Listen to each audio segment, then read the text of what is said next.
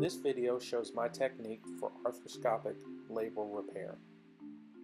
This video will show the steps necessary in order to repair a torn labrum. To begin, an arthroscopic examination of the joint is performed. Here, a normal rotator cuff and biceps tendon are seen. The front portion of the shoulder here shows a torn labrum. A motorized shaver is used to clean up the tear in preparation for the repair. In this individual, the tear is both anterior, superior, and posterior. Here is the back of the shoulder, and again the shaver is used to clean the edges of the tear in preparation for placement of screws to repair the labrum. The bony surface of the socket is debrided using the shaving device in order to prepare a surface for screw placement. We utilize plastic screws in the joint in order to repair the labrum. A probe is used here to show the separation between the labrum and the glenoid.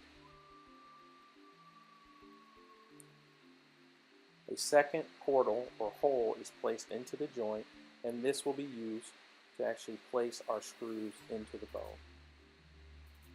Here an elevator is seen, separating the labrum from the bone in order to create a site for placement of the bone screws.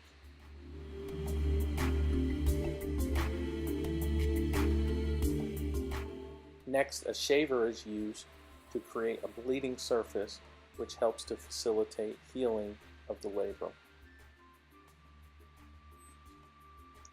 After debridement, a disposable cannula is placed into the joint, which allows for easy passage of sutures, screws, and instruments.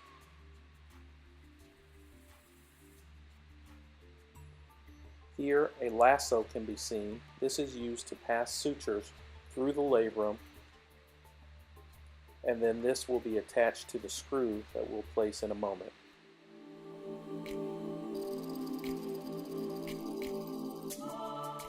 Next, a high-strength permanent suture is passed through the labrum.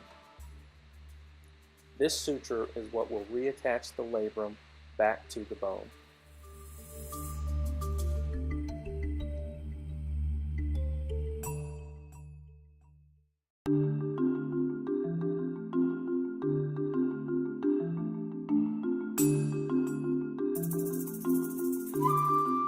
Here, a drill guide can be seen placed into the joint. A small drill is used to place a pilot hole into the socket, followed by placement of the screw and the suture.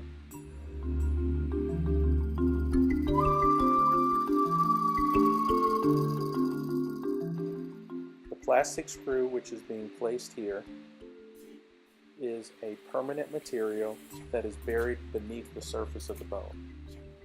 There is no need for this screw to ever be removed, as it stays in permanently and does not react to the joint. After the screw is placed, the suture is cut, and now a fixation point has been placed onto the labrum. These steps are repeated until a complete repair of the labrum is performed.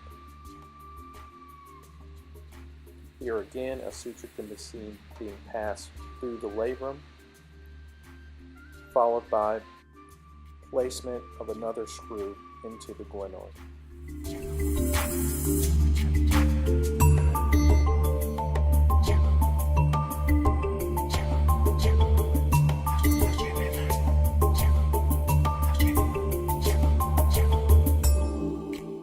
Here you can see the before and after images. On the left, the repaired labrum. In the top right corner, the previous tear with separation between the labrum and the glenoid.